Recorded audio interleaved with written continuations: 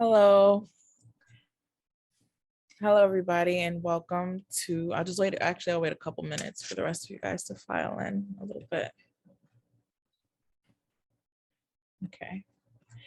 Hello, and welcome to the Brooklyn Rail's 576th New Social Environment. I'm Raven, the Programs Associate here at the Rail, and I have the pleasure and privilege of being your MC today for a conversation today featuring Tony Bechara, Odili Odita, Monica Espinel, and Raphael Rubinstein. We're thrilled to welcome our poet and Brooklyn Rail colleague, Tyhe Cooper, here to close today's program.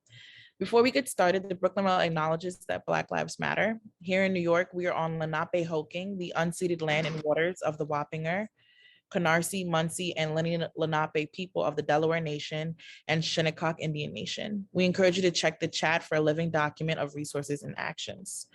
Today's conversation will be recorded and uploaded to our YouTube channel where you can view the full archive of this series. And now to introduce today's guests and hosts. Tony Bechara, a member of the Rail's Board of Directors, has produced a large and significant body of abstract work based on principles of color usage, organization, and randomness. He has had solo exhibitions around the world, including New York and San Juan. Odili Odita is an abstract painter whose work explores both color in both figurative historical context and in the socio-political sense. He is best known for his large-scale canvases with kaleidoscopic patterns and vibrant hues, which uses to reflect the human condition. Monica Espinel is an independent curator and writer specializing in modern and contemporary art from Latin America, and is a PhD candidate in the history of art at the Graduate Center, City University of New York. She has worked at many cultural institutions, one of which includes the Metropolitan Museum of Art. Brooklyn Rail Editor-at-Large, art critic and poet Raphael Rubinstein is the author of numerous books, including The Afterglow of Minor Pop Masterpieces and others. He has also edited the anthology Critical Mass Art Critics on the State of Their Practice, and is widely known for his articles on provisional painting. Thank you. And now passing it over to Raphael. Thank you, Raven, and thank you everyone for being here for this conversation about Carmen Herrera. And I'd like to just get started right away by addressing the period that the current show at Lisson Gallery examines of Herrera's work, which is the 1970s. And Tony, I wanted to start by asking you if you could give us a sense of what that decade, the 1970s, was like for Carmen Herrera in terms of the evolution of her work and her circumstances, her living circumstances, her where she was in terms of her career, which, as we all know, was not in a particularly good place at that moment. But also, just what sense do you have of what the 70s were like for her, and also, I guess, in relationship to the art world and the community she was part of? Mm-hmm. Well, it's coincidental, but I did meet her in the 70s. We were both in a group show at the Loeb Student Center at NYU, and I saw this couple. I just came in and hung my painting on the wall. It was in those days, the curatorial philosophy for certain types of work from Latin America was 6 Latin Americans, 4 Cubans, and 3 Puerto Ricans. Or that was the extent of the curatorial thinking.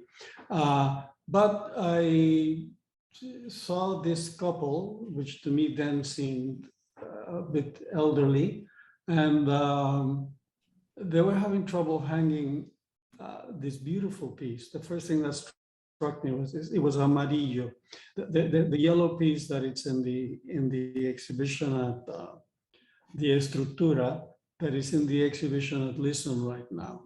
And it's a very difficult piece to hang because it's two sections. It's a structure that comes out of the wall, is in wood, and it balances very delicately.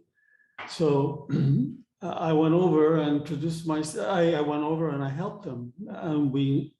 And then it turned out that I had just moved to 19th Street, and she had been in 19th Street for 20 years. And I met Jesse Lowenthal, her husband, and we became friends. She's from Cuba, I'm from Puerto Rico, we spoke Spanish. Jesse was quadrilingual, you know, he spoke many languages. And I got to meet them that way and became lifelong friends. The 70s for her were actually rather productive. They were quiet years.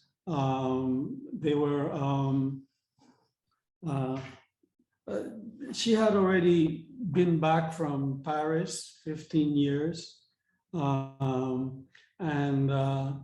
She had just gotten used to the fact that in New York there was no interest or much interest in her work. And she was rather, she was not bitter at all. She was, as she said a few times, that being ignored is a form of freedom. And she was doing what she wanted to do and experimenting whatever she felt like doing.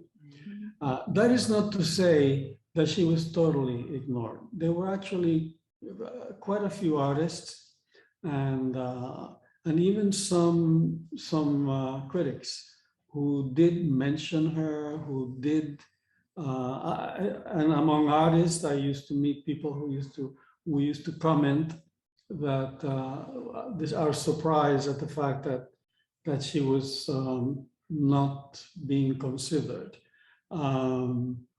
But in those days, I think Leon, she had been friends with Leon Polk Smith. She had been friends with Barnett Newman. She had been friends with Mark Rothko. Many of them were already dead. And the street where she lived happened to have been in the previous decade, in the 60s, the same street with Donald Judd and Kusama and a few others lived nearby. The 70s and the 80s were also the time of Max's Kansas City, which was around the corner from her studio. However, she did not participate in that social life. They led a rather quiet life. They loved the opera. They used to dress up and go to, for many years, they had fanatics of classical music, and her work of the 70s was very emblematic of her philosophy of distillation. You know, they were, I don't know whether the word minimalist really comes up, because her work is, the color is a little bit not typical of many of the minimalists. And the work is also slightly eccentric. And she used to talk about that there was an element of intuition, and it was not all as, but anyway. Yeah. So I can certainly see the sense that it's related to minimalism, but certainly not minimalist. And that seems an insufficient term for her. And Odili, I'd like to ask you as an artist, as a painter, whose work I think is quite different from Carmen Herrera's, but also has affinities. Is there something in particular that first strikes you about her work as from a painter's point of view? Is there something about the way, either in formal terms or the way the work is made? Um, yeah, there are many things that strike me about the work, and I feel, first of all, I'm honored to be asked by the Brooklyn Rail to participate in this conversation. I've been a fan of Carmen Herrera's work for quite a long time. I can say that when I was in this exhibition curated by Erica Battle at the Philadelphia Museum of Art, a small abstraction show that she put in the hallway of the Philadelphia Museum. And my work was next to Carmen Herrera's work. This show was up in 2017, maybe 2018. I was struck by how powerful her work was. It basically made my work disappear from the room. And I just basically had to just take my hat off and say, you are a great, great, great artist. The work was very powerful. I spoke with a young woman who works at the gallery, Lisson Gallery, Grace, and she spoke to me about her use of two colors, this bicolor condition that she has in her painting strategy. And I think that, and then she's talked about creating an opposition, creating some kind of opposition or some kind of discrete dialogue with this color and that color. And what I find very powerful about this dichotomy of colors, these situations that she creates, is that she puts something specific to the color situation, the color arrangement, which is her drawing. With her drawing, she sets up this situation that is somewhat architectural, but extremely totemic and extremely contemplative in the way that those two colors or those two situations interact with each other within the schemata she places in each of these different paintings. They become greatly psychological. What I find very powerful in another way is to see how, like, there's a painting that's read as a kimono, and I looked at it and saw it as a tunic. So I'm interested in ways that people can bring in, say, a perspective that might not be aligned with the historic one, but still comes to play with the idea of clothing in this case. They're seriously architectural, which goes to say great things about her architectural history, her background in architecture, her wanting to make these spaces real. They're very real spaces for me, very real, very physical spaces. And then the last thing I want to say at this point is just, I'm very interested in the idea of her peers, who her peers were, and how she constructed her language, say within the art world, or let's say in isolation of some of her more well-known peers at that time. And I'm wondering what kind of dialogues might have existed and occurred around her and her practice at that time. In particular, I'm thinking about the way which the work, I mean, it looks like I can see Donald Judd, I can see some cases John McCracken, I can see Olivia Mosse, I can see John McLaughlin, I can see these interests that come from New York School and outside of New York School. I thought of her practices linked to, or that she might have been friendly with Helio Watisika and Eligia Clark, but I've learned through Grace as well at the Lisson Gallery that they were not socially active. As Tony was saying, she didn't really hang out in those social spaces. So for me, it's extremely interesting to see how she fed herself in the art world and in insulation and from isolation, with isolation from it as well. I definitely would like to follow up on your question about her contemporaries or the artists around her and who she might have been looking at or not looking at. But also, before that, I'd like to pick up on something you said about her drawing. And I wonder if Monica could speak to her process, and which I know began with drawings on, I believe, on graph paper. She didn't just approach the painting, the canvas, or in some cases the wood object immediately. Can you give us some sense of what happened, and also I think maybe Tony might have some information about that as well. Sure. Hi, everyone. And I would also like to thank the Brooklyn Rail for the invitation to speak about Carmen's work in the context of her show at Lisson.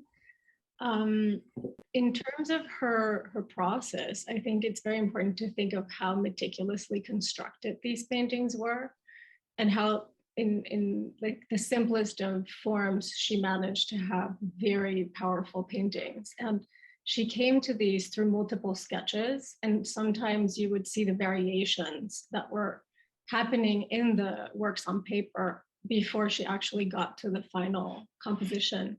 And there have been a number of shows where you can see both the works on paper and the paintings together, and it's quite a beautiful thing to witness how just through the use of color, the drawings are completely transformed.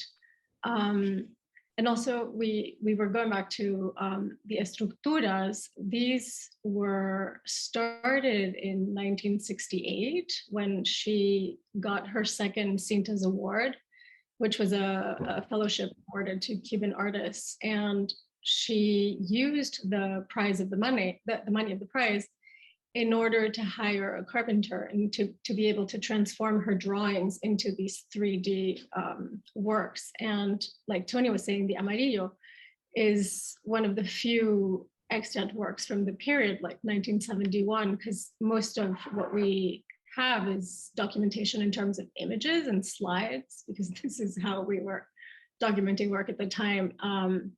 The blue piece that we see in the back is actually from 68, 69. And it's a reconstruction of the work. So it's beautiful to think of how the sketches unfolded into these three-dimensional pieces, and also in terms of the spaces that she was working in at the time. So we were talking about how she perhaps was not the most sought after artist, but she did have a number of shows regularly in the 60s. She was showing pretty much like in solo shows and group shows, 3 or 4 times a year with Cisneros Gallery, which was a gallery that was located in like 93rd and Madison. So it's interesting to think in terms of scale, what a space like that would feel like. And it's also humbling to hear Odili speak about how having her work next to his, it made his feel different, or and like to think of it in terms of Lisson space today and the scale that it commands in even such a grand space. Just to think of it in terms of like what it was like in the 70s to be making these works at this size, which feel very different in a space like today's. Monica, do you know what happened to the works of the Estructuras of the late 60s and 70s? You said that we only know them through documentation. Were they lost or destroyed, or what happened? There are a few that remain. There's Amarillo and Amarillo 2, and then a couple of others. And I know that one of them was donated to the Rusk Foundation, which was a hospital at the time, but its location is unknown. And I believe that maybe some of it was, in terms of storage costs, probably not the most ideal to keep long-term. And then we don't really know what happened to some of them at this point. Maybe Tony has more to share about that, because he has been friends with her for decades. I came in very late in the game in 2007. Tony, do you know what the fate of the, Tony, I think you're muted. You need to unmute yourself. Is it okay now? Yes. Something has happened. My screen is different. Anyway, the story, Jesse and Carmen had a friend who was either a doctor or a dentist who had retired. And he was, by hobby, a carpenter, and a very fine carpenter. And the story that Carmen always told me is that the estructuras got built by this person, and unfortunately he died. And from that moment on, they just couldn't afford. She couldn't afford to fabricate. So, as a personal anecdote, that is something that she quite often repeated to me, how sad she was that she had lost her friend, but also had lost the means to fabricate, and that she envisioned the estructuras very much coming out of the tradition of architecture, which Odili rightly just mentioned. She wanted them to be large. She wanted them to be to have metallic surface. She spoke of the surface of like the surface of a car, that kind of a thing, you know. But of course, all that was just a dream, you know. She continued painting, but she continued. The drawings are there. The ideas were there. But anyway, I know she did get a grant that helped her, and that piece. Monica, we have no idea where it is in the hospital. No, unfortunately not. There is no record. Yeah. There's a record of the gift, but there is no record of the existing work today. Yes. I hope that helped. I mean, I'm just conveying what I know in my interaction with her. Basically lunches with her for 30 years. So coming back to the question that Odili raised about context, and I guess there are like a couple of ways to think about that. One is to think about and research and document who were the artists she was talking to and who she was looking at.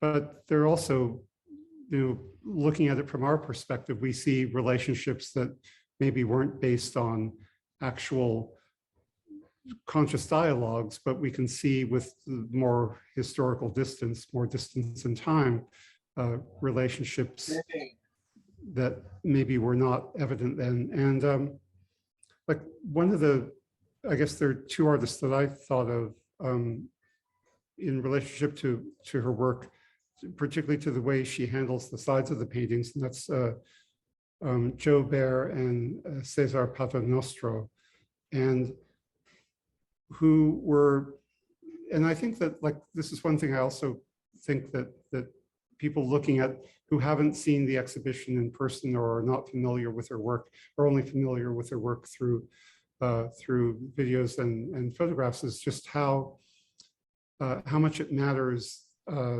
and how much she emphasizes the three-dimensionality of the paintings by painting onto the sides of them.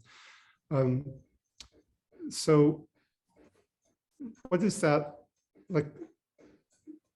Odili, how do you think about how she handles the sides, or how does that affect how we look at the paintings, or how, or does it, is that one of the things that makes her work architectural? For me, it's really a question of what makes her work so specific and profound in its specificity. And I've been thinking about this quite a lot recently because of this invitation, of course, but also in general, seeing how just really very contemporary and very present the work appears. I think there's something, like I was saying earlier, there's this situation of her color choices, the creation of an opposition between one and the other. And then, for instance, that red one, what I love about that red one is that I can imagine in my fantasy art world mind, okay, did Peter Halley see this painting before he started making his work? Or was she thinking about Polaroid?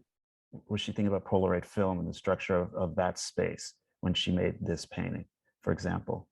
You know, the green one next to it, the black, is it a stock market line, or is it a situation of corners in a hallway space room?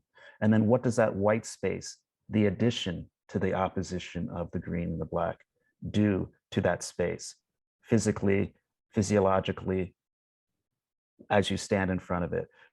So there's some aspect about, I think, in fact, the sense of her architectural sensibility that comes into play when she's making these two-dimensional planes that are on these boxes. They are not Donald Judd's. I look at Donald Judd yesterday and the day before in relation to this work. They are not Donald Judd because he's not dealing with the kind of illusion of space that she's engaging. The very early Judd objects, he's cutting these lines in them in a way in which he's trying to he's still thinking about drawing in the sense of the object. But in the case of his later work, which becomes very different from this, they forego this whole notion of figure, let's say figure ground, or the opposition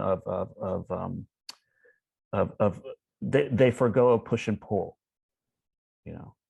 So I find it really super interesting in this work how she's so concrete in the way that she deals with this color situation, and in a really magnificent way creates a situation that invokes the body and implies the body and addresses the body in a way that you see it on these panels, on this object. All of a sudden, the body is really begins to say, this space is somewhat familiar in the sense that it's in my space. I'm not looking at a picture or a thing that has a picture in it. I'm looking at something that is in the same space I am, or refers to a space that I can move my body through. And it's because of her choices, her drawing choices.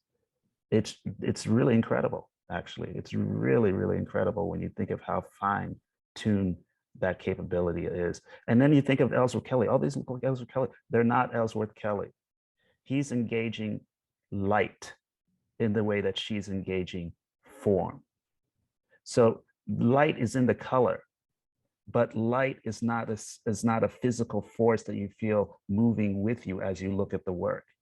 You are really just looking at form that becomes extremely subtly spatial, and extremely subtly capturing of your body in that viewing space. The green and black one does that amazingly.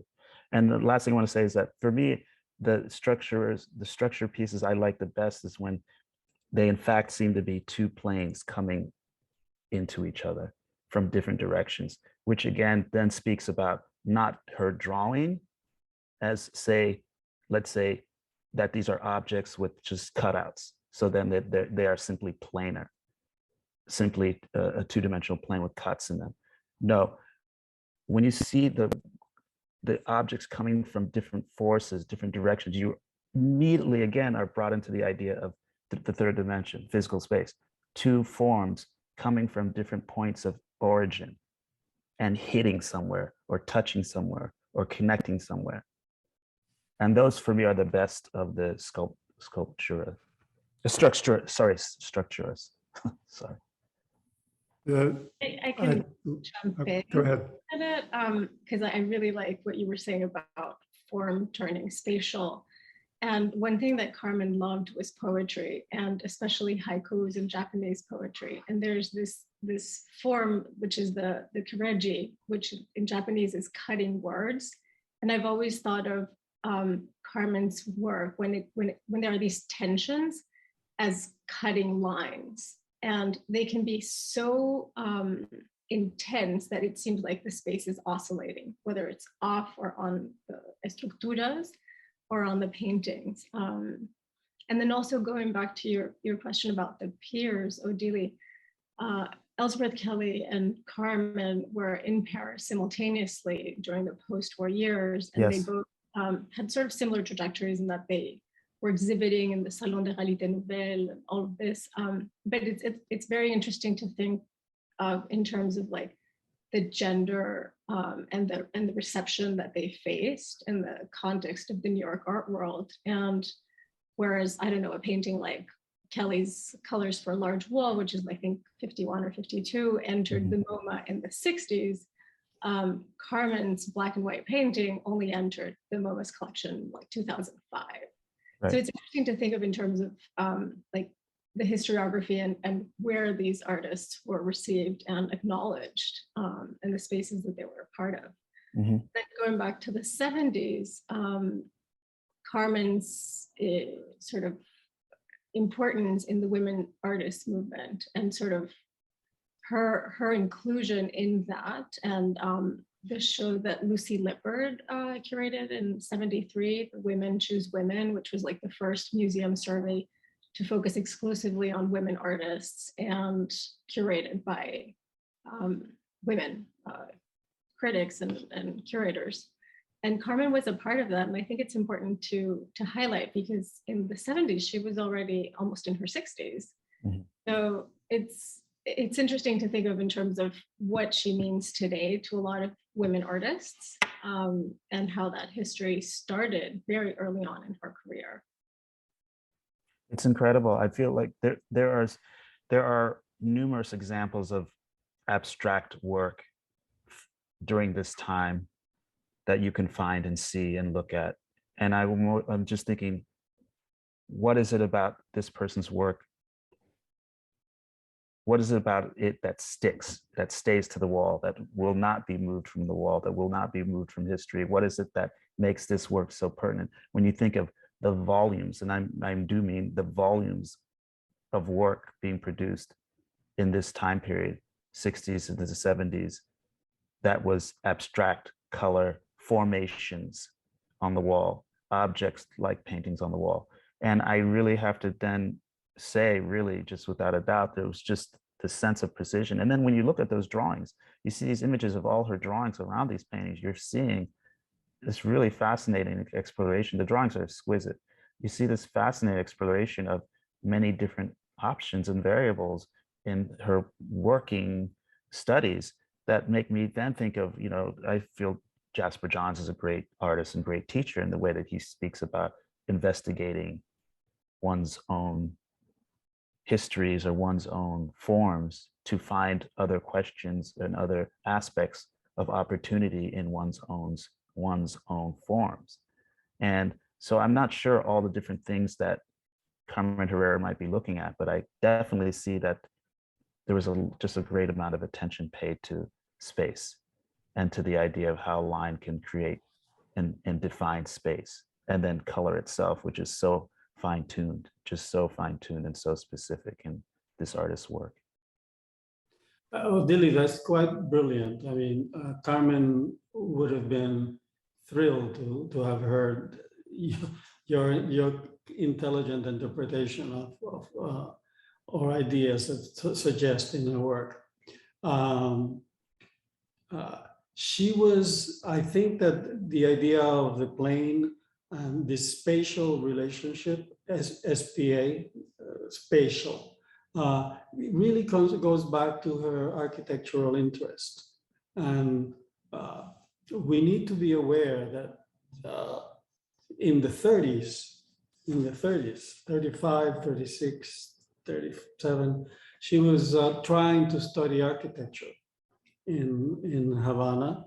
And as she says, the revolution, the university was always in revolt, having nothing to do with Fidel Castro. This is another generation. This is during the Machado regime in Cuba. And she claims that she had to just give it up because the university was always on strike. And however, she did become familiar with the Bauhaus.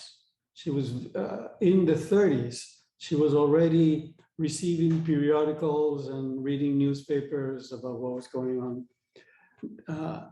Then the other anecdotal contribution that I can make is that in the late 30s, 39, she came to New York, and in the early 40s, during the war years, and all through the 40s, she and Jesse were quite close with Barnett Newman and Anna Lee. They basically, she used to say, we used to have brunch, even though in those days the word brunch did not exist. In other words, on Sundays, they used to get together and have a midday meal. And they both lived on 19th Street.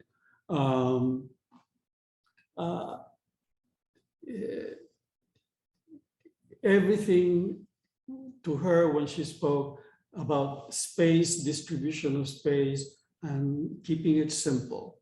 That was her always trying to. And insofar as color, her idea of color was that color per se was not what it was about. Color in dialogue with another color was what really fascinated her. I think I just don't- can I just quickly say, I mean, I think you can see it in here in this piece. I mean, for me, when I look at it, it's my position changes quite a lot. I mean, I'm looking at maybe, and I'm going to put it in this context. I'm looking at maybe it's a ceiling. Then am I looking down from top down on a wall? Is that a wall? Is that actually a wall? But I'm looking at it from a first floor, somewhere from a second floor into a first floor.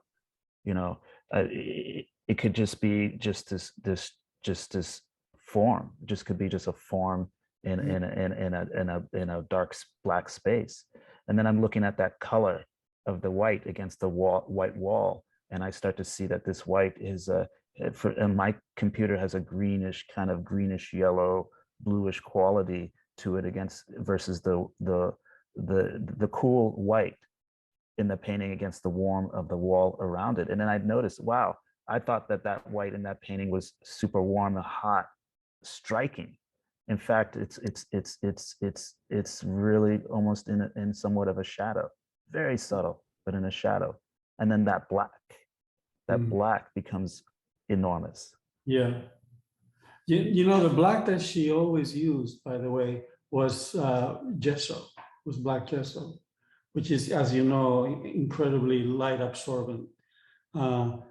She in the old days used Liquitex ivory black, but always preferred to tint it in such a way so as to make it even more light absorbing and as pure black as possible. And this information is super important for artists to be aware of. And the last thing is the scale of that painting too, the way in which it's the shape of a body versus the others, which are more like, say, horizontal or square. So this is a significant thing that I would like to actually think about. Like, how did she decide upon, I mean, this thing about gesso you just said is super brilliant. And then how does she decide upon the scale or the frame of her canvases in relation to, say, the drawing? Yeah, there was a lot of trial and error, and unfortunately a lot of discarding. Because now I used to see her, you know, just go over a drawing and do it again and do it again. And I used to see the papers flowing out and being, and I said, Carmen, please, you know, hang on to them, save them. She wouldn't, unfortunately, but there is sufficient in her drawings and sketches to try and get a sense of her thinking and the aesthetic, the evolution of the aesthetic at that particular moment. She also, if I may add, for example, she considered Zurbarán, you know, the 17th century Spanish painter. She considered him a minimalist. And I always used to say, well, you know, why?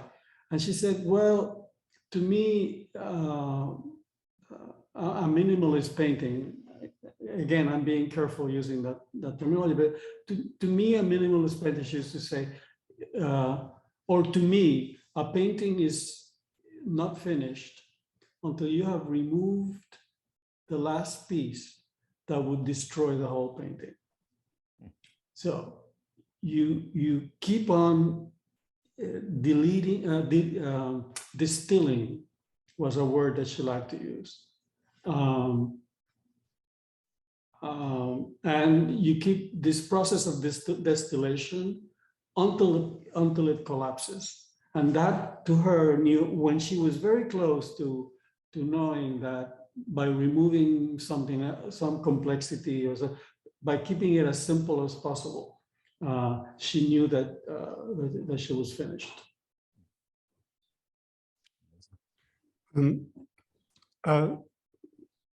This is, I guess, a question for all of you, but Monica, do you have a particular favorite in this exhibition? One work that like, if you could choose one of them, which would it be?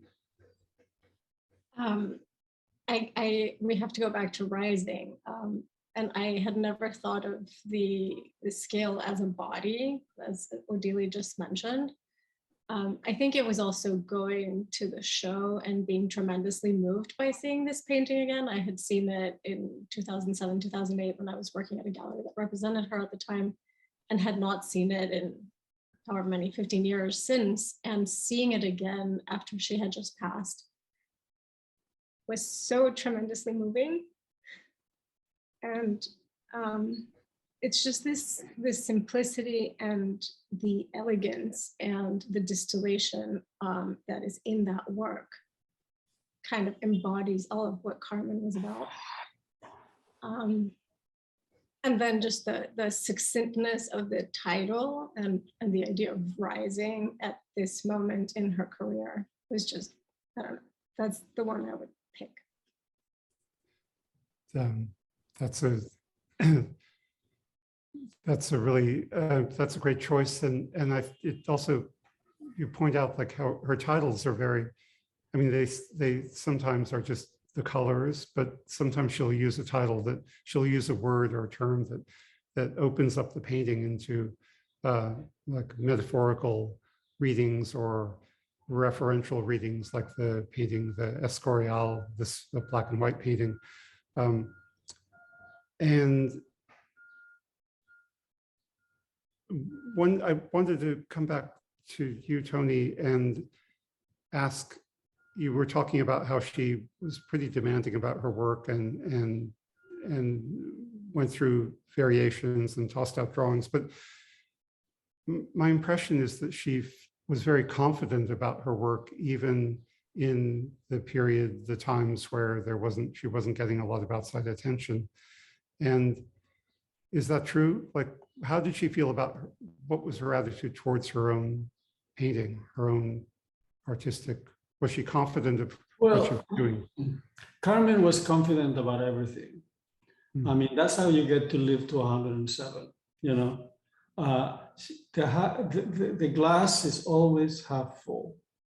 She, and that applies to her work. She was, she used to say that you ask her what is her favorite painting, and as many artists would say the same, the last one, you know, the other one that she's working on now. The paintings, you know, Monica would know this because Monica also knew her intimately as well. But the paintings are a reflection. They really are Carmen. Carmen was very much like her paintings were. She was very honest, straightforward, simple, no complications. She keep it simple was one of her most favorite expressions. And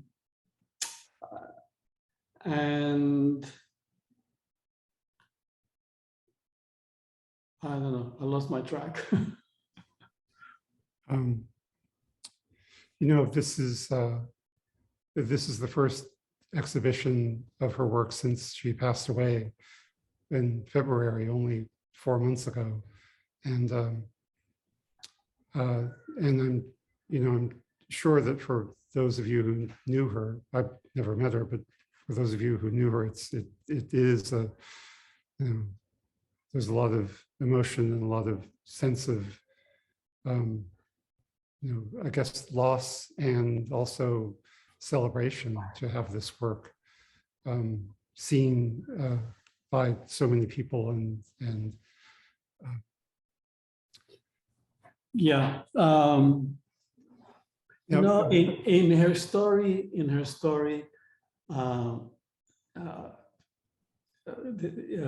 Jesse, her husband, cannot be overlooked.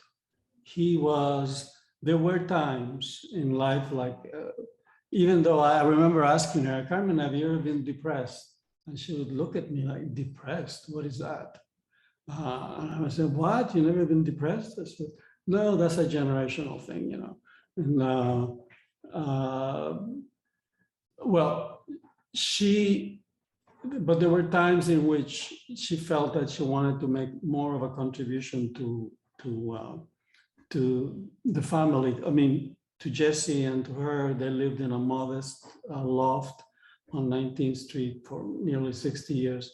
And she said, well, I'll take a part-time job. And Jesse insisted, no, there's no way. You just keep on painting. That's what you are. And he was really incredibly protective of her and of her vision, and really truly believed in her.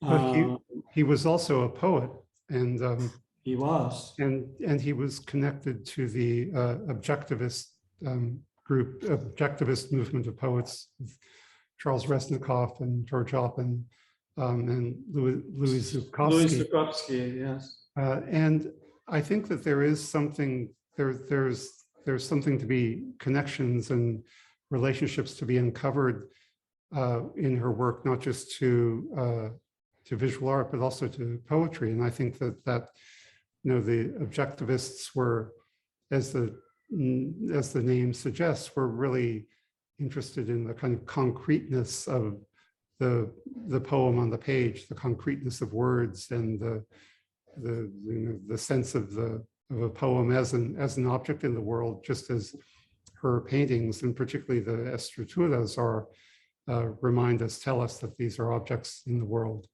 But that, you know, it's also, I think what you tell us about, remind us about Jesse Lowenthal, is that works are never made by a single person. You know, that's true. It takes, if not a village, certainly a network, and and that's always good to be reminded of. Yeah, and it was through Jesse that she entered into this fascinating world of intellectuals when she landed here from Cuba, which probably her English being a little limited, and she was surrounded, because of Jesse, by all of these people who couldn't get into Harvard because they were Jewish, you know, and they decided to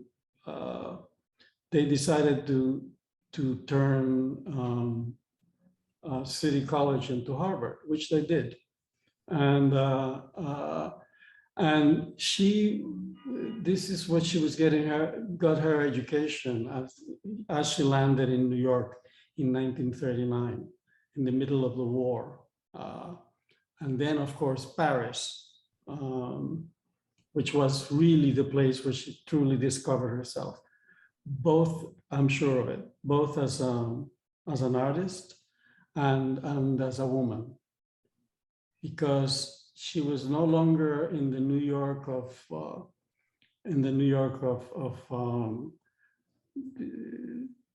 the super intellectuals and major figures like Rothko and Newman and Zukowski and all of these people. All of a sudden in Paris, she and Jesse are on an equal footing. They were both in a city where they had to make their way, and she had a studio. That's the first time in her life she ever had her own studio. And psychologically, those are, extremely important moments in her life. And the work on this from the 70s, and I know that the purpose of the talk today is the work of the 70s, but it's really the conclusion or the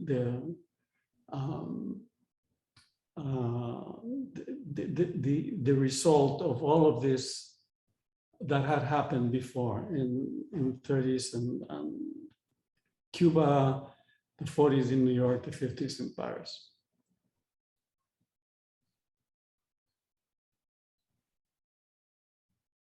Oh, I think both Monica and Odili used the word cutting or cuts to describe some of the shapes or some of the effects in the paintings. And it makes me think of another artist working at the time in New York, not a painter, but Gordon Matta Clark. And, I think about I guess now his most famous work, Days End, where he cut a irregular geometric shape into the side of an abandoned pier. And if you think about Matta Clark in relationship to Carmen Herrera, there's this sense of it's the two-dimensional and the three-dimensional, and it's also having a sense of geometry as being part of the world. It's not, her work is maybe, I guess it became less referential from what she was doing in Paris to what she was doing here in the 70s. But there is, and I think you've all spoken to this, a sense of these are, this is not like a kind of purist geometry. There is something that relates to everyday experience and to, as you said, Odili, to the body of the viewer. Mm-hmm. Also, it's something that Dana Miller in her catalog, Dana Miller, who curated the important exhibition at the Whitney, also speaks in terms of cuts and the green and white paintings were mostly from the 60s, which are about slices or cuts. Or if you really look at them next to the estructuras, the cuts become the estructuras. It's almost as if they're paintings. Many of Carmen's paintings are really estructuras wanting to be born. Mm-hmm. Mm-hmm. Odili picked up on it too, but that is the way I always saw it. From the first moment I saw one, which was nearly 50 years ago when I was hanging my painting at Loeb Student Center, and I looked at this amarillo, and I was like, whoa, what is that? Mm-hmm. It was a two-dimensional surface that wanted to breathe and expand and become an object that way. So, Tony, you said it so beautifully. I was wondering if we can go to the slide before this one, which has this painting and the white one in the same room. It's the white painting with the vertical black lines that touch just in the corner. Yes, yeah. This one. Yeah, that one. I mean, this, when you say a painting waiting to become a sculpture, I mean, that's right there. And I think that you have this situation where it's really dynamic it's just two lines that touch in the corner. And then all of a sudden it becomes possibly two white shapes that are touching at the corner. And then two white forms with shadow that are touching, or rather not touching, but shifted, like just shifted off, sliced and shifted off. And that's the thing that it's fascinating to hear that she made drawings and threw them out, made things and threw them away because she wanted this distillation. And I do tell students, save your stuff. Actually, don't throw that stuff away. You never know when you're going to come back to something that you didn't think important at the time. But that sense of distillation is like that sense of rigor is a challenge, is really a challenge to herself as an artist and as a person. She wanted to be at a place where she could concretely believe in what she was making and have no other condition about it.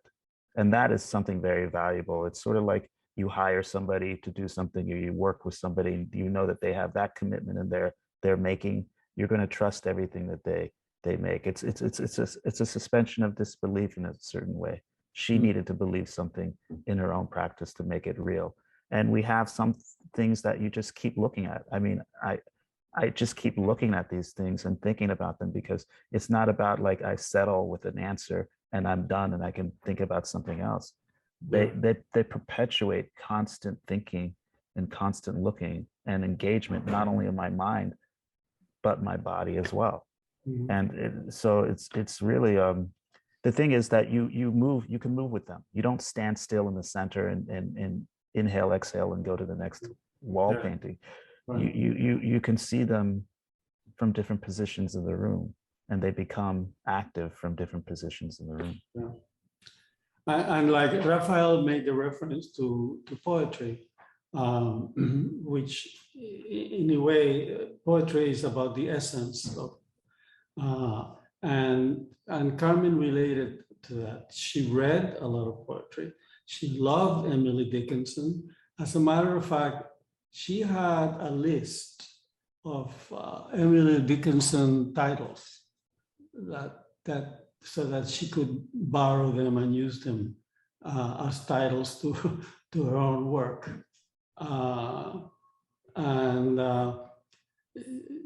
This, for example, in the Estructuras, that the way that these heavy objects all of a sudden come to a delicate point. It's almost like they're kissing, a very gentle, almost touching or not touching.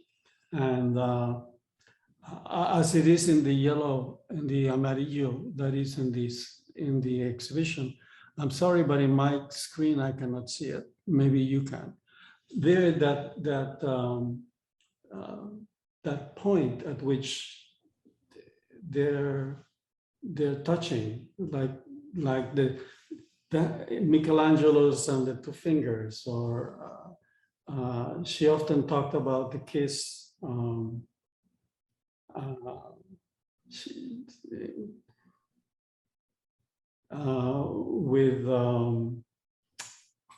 the Romanian, ¿cómo se llama? Brancusi. Yes. I was thinking exactly about that, because it seems to me that the black and white that we were just looking at is like a jagged, sort of humorous take on Brancusi's The Kiss. Yeah. It also is the yellow and blue that's in the show as well seems like a flipped, like horizontal version of that sculpture somehow, and the embrace of it. I never heard Carmen speak of that in particular, but it's what I was thinking of exactly. And in a piece like Azul, which is the blue Estructura, she always insisted that there were many colors, and it was because she was working with the shadow. You know, as you know, one part of the Estructura is slightly at a different, it comes out. So therefore, no matter where you are, there's going to be a shadow on that blue. And even though it's all painted with the same blue, all two pieces, the shadow, of course, changes the nature of the blue.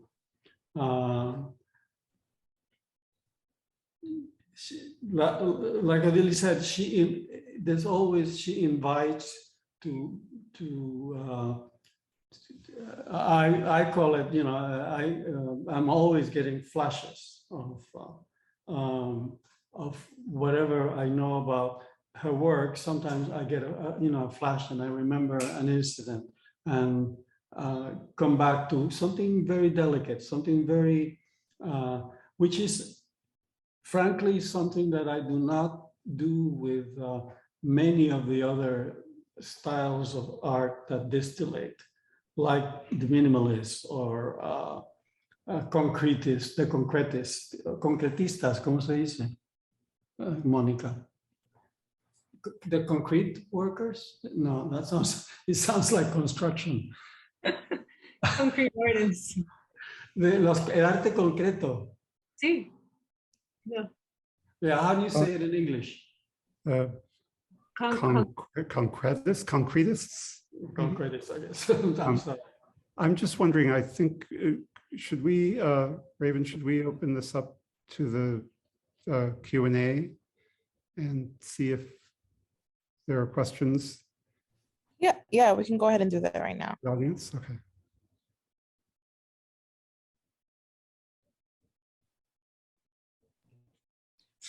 Okay, so I believe we have a question from Lydia. Give me 1 second.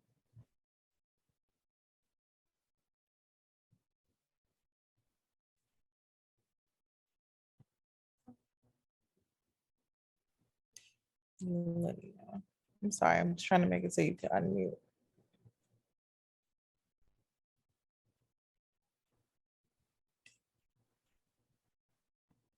I can ask the first question. Okay, great. So we try to lessen that air. Thank you so much, Tony. Thank you so much, Monica and Odili, and of course, Raphael. You know, I was thinking in relation to, you have mentioned already with a bunch of artists who was in Paris that time, of course, Elvis Kelly and the others, Al Hale. And I was thinking of Al Hale alphabet painting that was made in early 60, maybe 61 to 67. And, you know, whereas Al insisted on basically making material as important as the form being mitigated through the two edges, painted edges, more or less. And I was thinking about how emphatically in Carmen vision of abstract form, whether it exists between her deployment of asymmetry and symmetry, the two of them, as much as you mentioned about the body and the mind. I was thinking in terms of also Platonic, the certain incredible Platonic aura. In other words, physical objects are in permanent representation of an unchanging idea, any unchanging idea in a way, in that an idea alone can give true knowledge as they are known to the mind. And I think it took a while to appreciate that clarity of a vision. And my question, since you mentioned about the word concrete, Tony, and I can't help but to think of relationship to concrete poetry. And I wonder there were any reference made or have she ever mentioned of it at all? Because from the get-go of our NSE, we paid tribute to Augusto de Campo, where a lot of friends and admirers came along to our NSEs. And I just wondered if there were a relationship, if any of you know, particularly you, Tony and Monica. Well, I know that she was friends with Louis Zukowski. I know that Jesse was an expert on poetry and had a lot of friends who were poets, and exchanged letters and criticisms with many of them. He even went to Rapallo to meet, who was in Pound? Ezra Pound. Cool. See, I remember the place, but I don't remember the name. That's Yeah. COVID. He actually met Ezra Pound in Rapallo, Mhm. and so the connection in Carmen was really truly aware and interested in the poetic essence, and perhaps in finding a way to translate it into the visual world. Could be. She read extensively, and she read some of the mystics from Spanish literature. She read the Mexican, Sor Juana Inés de la Cruz, people who were very ascetic. Mm. She was attracted by that. She was attracted by the simplicity and the rigors that asceticism create. And that's something that, that's another transposition that she wanted to make into the world of painting and sculpture. So yes, the estructura, you know, the concrete in, is a good word. It's just that the meaning is just lost today. But I agree, Fong. She very much was interested in that kind of translation, you know, from what the poets were doing to what the paintings, to what a painting could do. Yeah. Second question is really, since you mentioned Rapallo and in general, being Italy, which I know she's been back and forth quite a few times as she has spent time in Paris and elsewhere in Europe. I can't help but this show, for instance, when you walked in from a distance, particularly the painting that painted on white canvas exposed, from a distance, each of those painted images appear like a sculpture rather than a painting, which is very fascinating to me because it's really aggressively affect the architecture surrounding. It's the same way that sometimes we think of Newman and whatnot. But I was thinking, because of you mentioned of 2- and 3-dimensional relationship, Raphael, I can't help but to think of a certain kind of structural engineer aspect of the form, or the reference to architecture in general. And I wonder whether she have spent time thinking or seeing any building by Pier Luigi Nervi, the great Italian architect, who's really one of the foremost architects who really materialized with great ambition on the idea of structural engineer and how it you know, can be part of his own work as an architect. Is any reference there at all, Monica, or even if there isn't, I just felt there's a structural engineer to the form, in addition to its being 3-dimensional possibility. I'm not aware of her connections to Italian architecture, but she was very good friends with Emilio del Junca, who was a very well-renowned Cuban architect who eventually had to go into exile and lived in Canada, and was actually one of her promoters and helped her get shows in Toronto, and they had a very strong friendship throughout. So that's— Please define the revolution. Mm. In other words, it was not in the 60s, it was in the 30s and 40s. Yes. It was, because when someone goes into exile in Cuba, people immediately assume that it's during the Castro years, but it was not. Yeah, no, this is prior. It's during the Machado years, in the 50s. But so that goes into a whole other context of Carmen being born into a very sort of important family, intellectually speaking. Her father was an editor of El Mundo, and her mom was a feminist. And so they were anti-establishment, let's say, and that had a very important role throughout Carmen's life. But yeah, Emilio left before the revolution. You're right. Well, She used to manage to get in the 30s in Havana. She used to manage to get information about what was going on in the Bauhaus in Germany.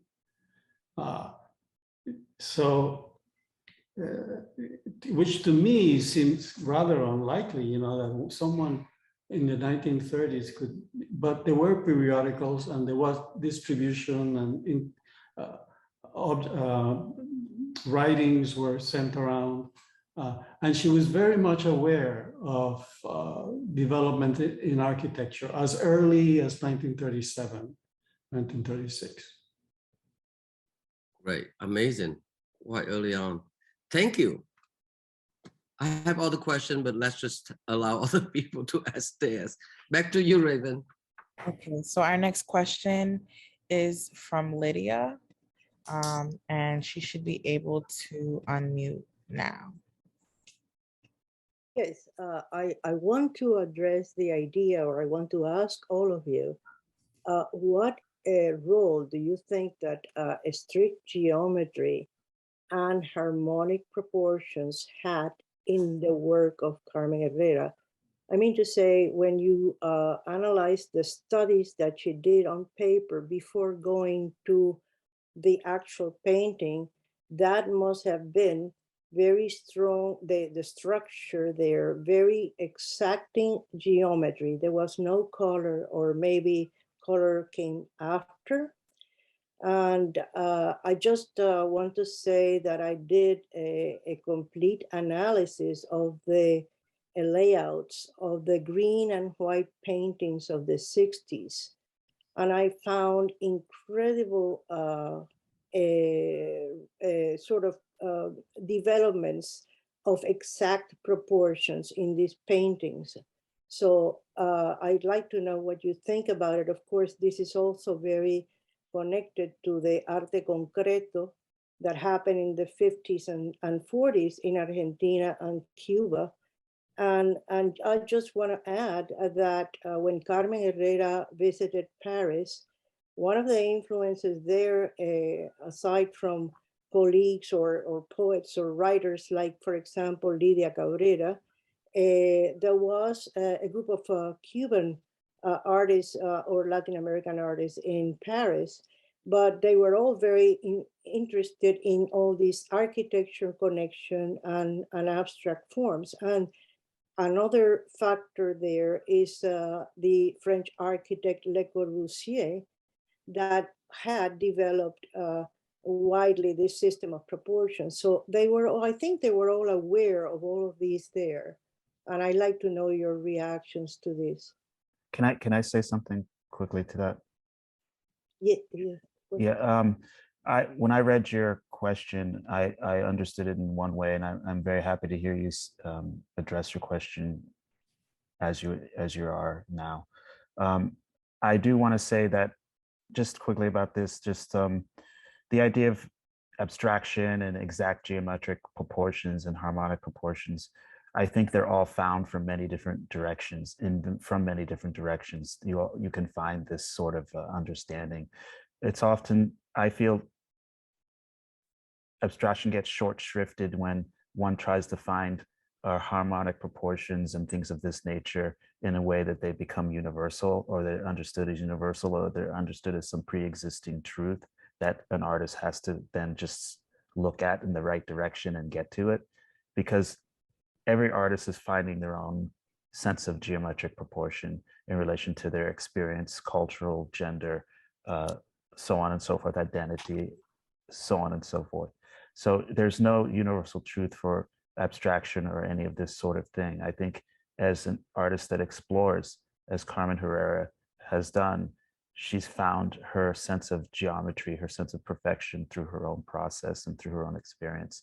and she gets to it. And then why it's so profound is that she can share that understanding with others, that we all start to understand together where what she was able to find. And every artist is different. So this is what I think can be beautiful about abstraction when we think of it in a less formulaic way. I'm not saying that you're thinking of it in a formulaic way. I'm saying that it can be understood in a formulaic way. And I don't wish for abstraction to be understood in a formulaic way, that we have to understand that we are, as individuals, can come to our sense of geometric, spatial, and harmonic perfection through the work that we do as artists. So that's all I want to say there. No, I don't see it ever as something as a formulaic way. I was referring more to the connection that is a purely aesthetic and maybe mathematical sort of approach, which equals, in a sense, a sense of harmony that occurs in a painting due to the proportions that, are there. And referring to, even the Greeks tried that, and it's not exactly, it's a way, it's a mechanism of the eye and the brain looking for essential or harmonic forms. It has nothing to do with religion or anything like that. Mm-hmm. And I just say again that I agree with people finding that space that you're talking about, or that place that you're talking about, but as we all find it individually and differently, that's what's most interesting to me. Also, we should keep in mind that we speak of Carmen having been to Paris. Well, Carmen went to Paris more than once. She actually went to Paris in 1928.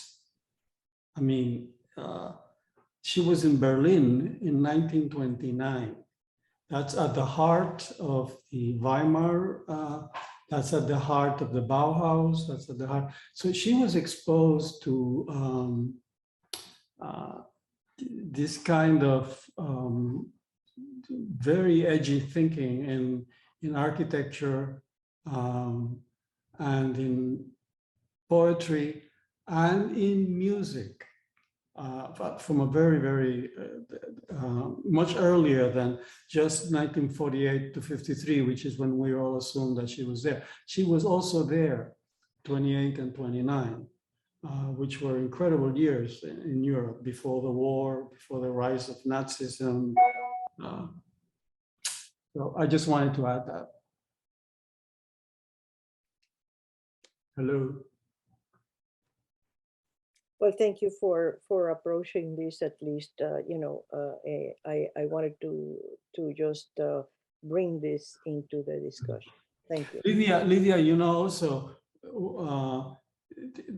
she was very much interested in music, and she liked classical music. She liked some contemporary and avant-garde, but and in music, of course, you also find the mathematical proportions and the structures that you are suggesting. So it is highly possible that through music, she found, she found a way to her geometry. Yes, I'm sure. There is something called the music of the spheres, which is the distances that were like assumed by the Greeks, that the music, the separation between the planets was a harmonic sort of proportion, no? So all of those things are connected, and people that were interested in form were basically aware of all of these things. That's what I'm addressing. Yeah, and if I may just add anecdotally that Sappho's was one of her favorite poetess, because she was a woman, from 2,000 years ago. And so her interest in poetry, in music, in literature, it all led to her individual way of expressing through geometric structures, or and I'm actually very grateful to Raphael and Odili and Monica, because this is one of the situations in which I am learning more after. And I thought I knew a lot about Carmen, but I'm learning even more. Thank you. I want to jump in and add to the music of the sphere, something that I found in Carmen's archive when I was writing the chronology during the show at the Whitney. That kind of goes back to that. And she wrote on a like loose piece of paper, within the bounds of the circumference, encircled by the mystery of night and the blinding light of day, lies waiting the artist's destiny. And I like to think of this, this short poem in terms of her tondos, which were also made in the 60s and 70s, and also in terms of how her career had a sort of meteoric rise at the end, and how she, going back to what Tony was saying in terms of the confidence, like it was always there. Mm-hmm. And I think this is undated, so we don't know when she wrote this, but I just thought it kind of echoed to what we were talking about in terms of geometry. I'm so excited about this talk, so I'm taking the liberty to ask another question here, if you don't mind, because when we talk about the emotional content of an artist, it doesn't always manifest that readily on how the painted surface may appear. In other words, my reference to our hell may be a little bit off base here, but just when I think of Odili's mediate with color and pattern, there's emotional content like behind there. In other words, I remember in 2006, it must have been in the fall, when there was a huge retrospective of Morandi at the Robert Lehman Wing at the Met. It was on Monday when I came to visit and the museum was closed. I was so excited that I called up Bob Ryman to see whether Bob can just take a cab from his studio to come to see the show when no one was there. And he said to me, thanks for the invitation, but rather not go and see more Morandi. And I say, what do you mean? This is a rare instant that Morandi had rarely seen in New York City, and you would like to pass on the opportunity, Bob? If anyone who I felt would have such sensitivities paid to Morandi would be you. And he say, I saw 3 of them in MoMA when I was a guard farm, and it was enough for me. And I say, what do you mean by saying that, Bob? He said that they made me very anxious. And that was a very interesting observation. I go, following up what Lydia was saying about proportion, as particularly scale and proportion, the 2 different things, as we know. One is emotional and the other one is intellectual. But nevertheless, when Lydia mentioned the reference to Corbusier, which is interesting to me, because when you think about Carmen, born in 1915, correct me if I'm wrong, Tony, and then her fellow Cuban painter, a little bit older, Wilfredo Lam, born 1902, and then Marta from Chile, maybe 1911, I think. They all met in Paris, and in particular Marta, who have worked for Corbusier a good 4 or 5 years, maybe longer, before turning himself to become a painter. My question is interesting one, the presence of Duchamp, because Duchamp was huge in the formation. It's hard to imagine from the work because it doesn't quite manifest that evidently, but Marta and Lam was very indebted to having confronted Duchamp, especially when he was leading to Lord Glass. So I wonder whether, Monica, in your chronology, your study, and this is another observation, whether Carmen was also aware of Duchamp in the mix. she surely was. She didn't reference him directly, but when she was in Paris, she was part of a group of sort of artists and writers that would meet at a Monday salon that they called Les Lundis de Marie. And that included, that it was held at Marie Raymond's house, and she was the mother of Yves Klein. And people like Jacques Villeglé were there, and I'm sure that Duchamp was part of the conversation. It's not an artist that Carmen sort of referenced often, and I think that's important to note.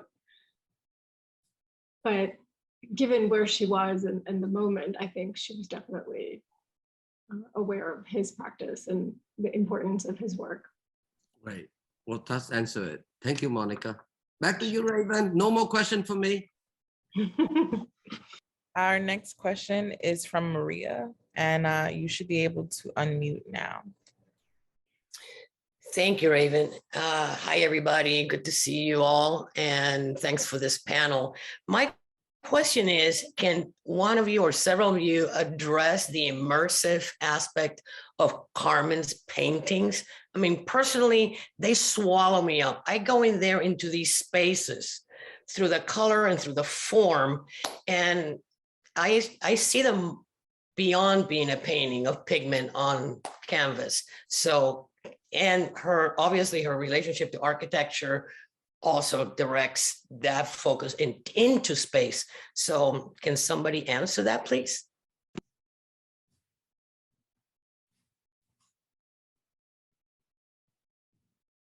Hi, Maria.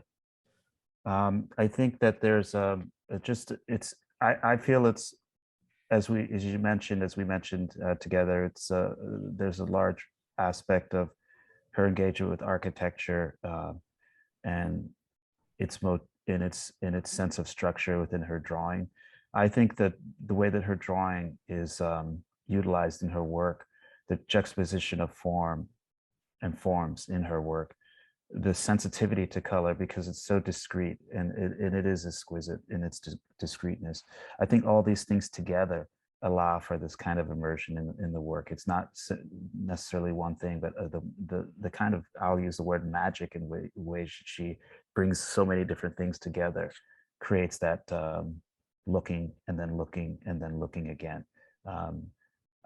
I'm fascinated with the color choices, and specifically it's interesting, the blue and the yellow that she uses.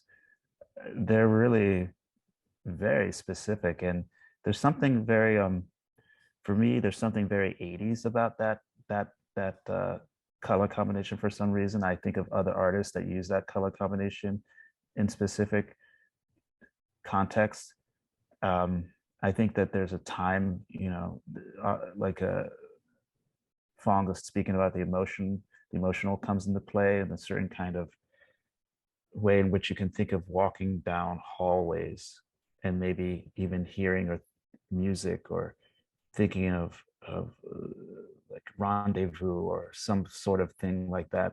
I mean, these paintings can go into so many different places. There's the one, in fact, with the red line that comes down in the middle and then hits the bottom and then goes to the left. I'm just like, what is that painting?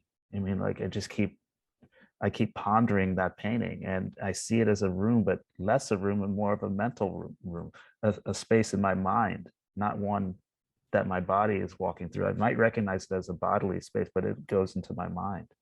So there's just so many things that this artist is doing with such subtlety. And again, it goes to what Tony was saying about like her sense of drawing and drawing and drawing and drawing again. She's trying to find her sense of I can only say like this magic proportion in the way that which she is engaging her geometry, and that is brought to life in the way that she can translate what she's found and communicate that to everybody else. And it's not a dead end. It's always perpetually reinvigorating itself as a question of what are you looking at and how are you experiencing it. Mm-hmm. Yeah. I have a Tony, perhaps you can also, it's Maria Elena, by the way. So perhaps you can also talk us, you referred to using that black that was absorbing. So it also, and I refer to as swallowing me.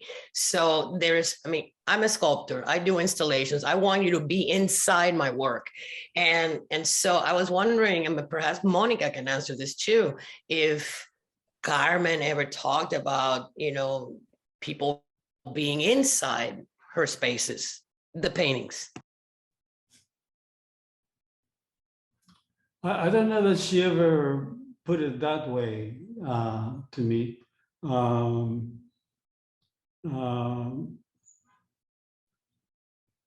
I don't understand precisely, Maria, what do you mean by being swallowed? You mean being in total harmony with the artist, with the object? No, wanting to be inside of it, like these gaping colors are not like a black hole, but similarly mentally walking into them because they're like absorbing me. Yeah.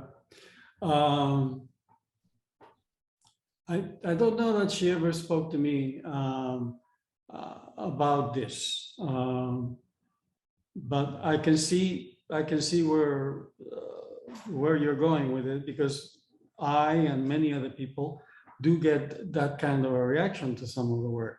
Also, you know, and Odili made references to it several times. She kind of liked the element of surprise. In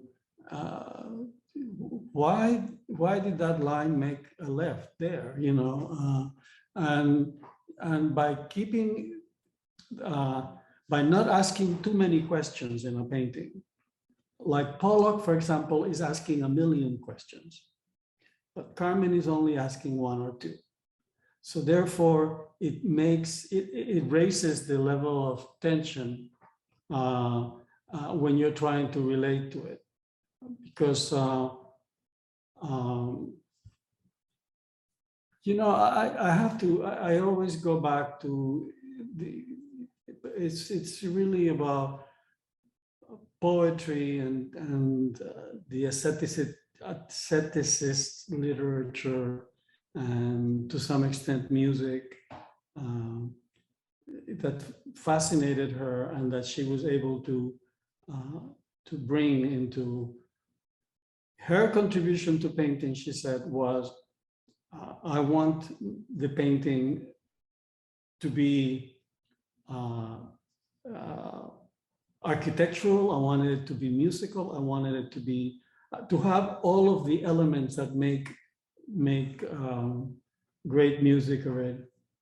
Also, by the way, I forgot to mention, but you know, a friend of the family and someone who went to Havana a couple of times was Langston Hughes, and another poet. And in Langston Hughes' biography, he mentions Carmen's brother, who was not called Herrera, was called Durland.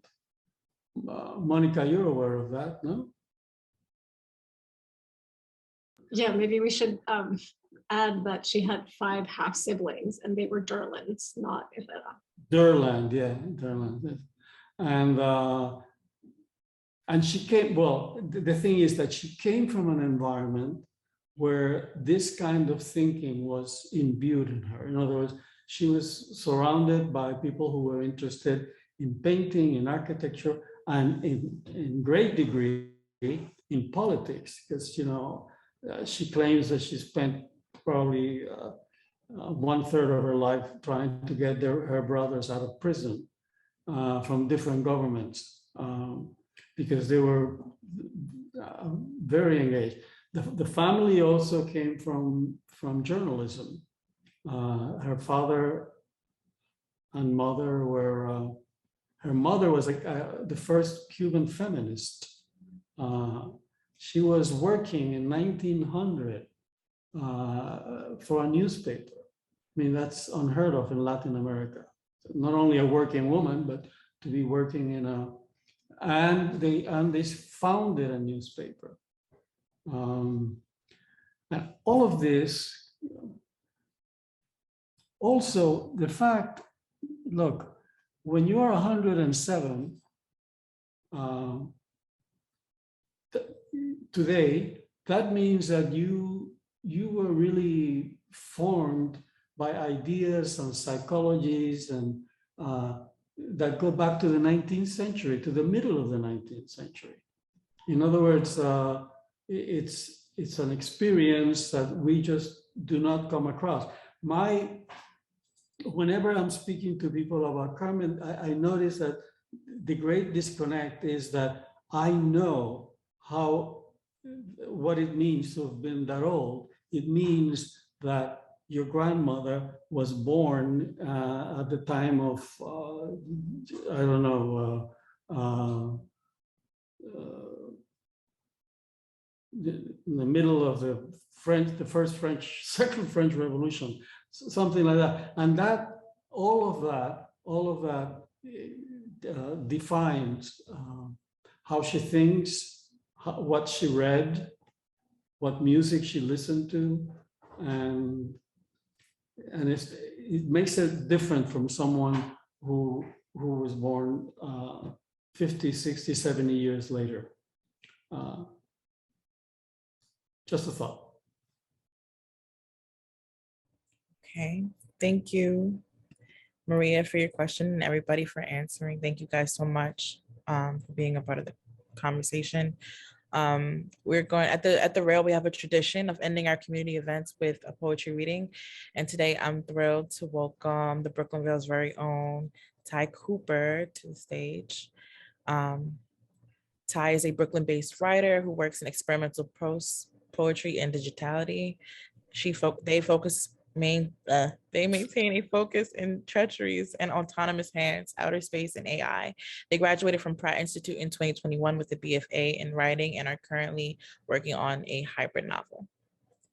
Welcome, Tyhe. Thank you so much, Raven, and thank you, Odili and Tony and Monica and Raphael for this conversation today. I'm really delighted and honored to be able to follow such a lovely conversation about Carmen, and it's a little bit daunting to follow a conversation that involves the invoking of so many incredible poets' names and so many discussions about aesthetics, but I'll do my very best. The first piece I'm going to read is Instructions for Growing Hands at a Mushroom Farm. Grow a hand from a bag of sawdust. Cut the bag in an X shape on the top. Gather your dirt into a plastic bag and seal it. Let it colonize. Cut the bag in multiple X's, top left, bottom right, right side, top. Put it away in a blue dark. Wait. Let the hands grow. Fingernails first, palms. Do not wear gloves. Peel the beginning of the wrists from the bag, one at a time, carefully. Lay them out in a single layer. They will clamber towards each other. I'm gathering the dirt from the corners of my windowsills and the edges of my rug and the split between my braids. I'm gathering myself from the coal stains in my sheets and the bleached collars of my hoodies and the nicks in my forefingers where my blade moves too fast. I'm collecting my dirt and the self into a plastic bag, sealing it, waiting. I am letting it colonize. I am performing a plastic surgery and I am moving my blade too fast again, building X's, top left, bottom right, right side, top. I'm putting my X's away in the blue dark, taping together my open fingers. They are growing, fingernails first, palms, coming in red and still with the blue dark all around them. I am carrying them out, back into the white light, placing them on the steel top. I am peeling them from their X's at the beginning of the wrists, one at a time. I am laying them out in a single layer and watching them clamber towards each other. I gift them to you. Take them. Write something on the inside of each hand, something short and sweet and silly, like, think about what it would be like if you were holding them and they were actually kind and funny and kind of loved you too. Now, write the opening line on both hands. And then I'll just read one other. This is brand new, and it's called I Keep Running. I keep running out of places to keep track of my bones. The edge of the curve of the bone of the left hip is filling up my whole life all at once, rubbing against gymnasium air and racing suits and the wet waistbands of damp denim in weekday morning laundromat bathrooms. A hard needle bouncing, a gloved hand, boxers, mine and others. My most conscious corner, time traveling all over myself. I keep running out of dreams not to have and things to put into my pockets. A rolled up sock and all my best friends dancing on a rooftop while I practice gender in the mirror. Richard Serra's verb list and trains that won't stop dropping me off in tunnels where the gravity won't work right. 5 things I can touch, 3 things I can taste, 1 child I can't find, and so many pregnancies I won't complete. I keep running out. I keep running. It is tomorrow now, and the sigils on my hand have mostly faded. The line that connects the outside of my wrist to the inside is the most persistent, but even that will go. I am moving in slow motion, and there is always more tinder to tend, my fingers moving at a rate nearly imperceptible in my head, collecting blood or lacking it. Help me put the phone down, pull the fingernails out from behind my eyes, keep my bedroom temperate, my pillow cool, my face not too full of blood. Help me sleep, keep me sound or make some. An ice pack on demand, a full jar of melatonin, a meditation podcast that won't start the sounds in my head up arguing again. Water, no nausea, no rash, no infection, no guilt, no embarrassment. A warmer inner dialogue with new colors, a working window, an unwavering sense of self, something to recite, a letter writing campaign, a good pen, arms, a book that will fix me, a plan. In an effort to love myself more and to feel warmer, I make my phone background one of Toulouse-Lautrec's bed series and download the others into my camera roll. Thank you. Yeah. Thank you. Thank you so much, Ty. And thank you, Tony, Odili, Monica, and Raphael. We also like to thank everyone from Lisson Gallery for helping make today's event possible. Over the past 22 years, the Brooklyn Rail has brought together art, music, dance, film, theater, literature, and thoughtful social and political mediations in our monthly publication in all of our public events. Like here in our daily NSE, please check our chat for a link to donate to support our writers, editors, and operations here at the Rail. Join us tomorrow at 1 p.m. for our 89th Radical Poetry reading with Tanaya Nazir Frederick, Norma Cole, Vlad Nachavansky, Camila Yusuf, and Muhammad Zinia. You can now turn on your microphone and say goodbye and hello as you leave.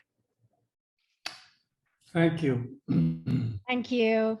Thank you. Thank you, Raphael. Thank you, everybody. Odili, Thank you, everybody. Monica. Thank you, everyone. Thank you. Thank you all so much. Thank you. Tony. Thanks, all. Thank Thank you, you. everyone. Thank you all. Thank you. Thank you, Monica. Wonderful. Thank Thank you. you, Odili. Thank you so Yeah. much. Thank you. Thank you, Raphael. Thanks you. for the Ciao. reading also, Ty. Beautiful. Thank you, Ty. Thanks, Thank you, Ty. Ty. Guys, For the thank you. reading.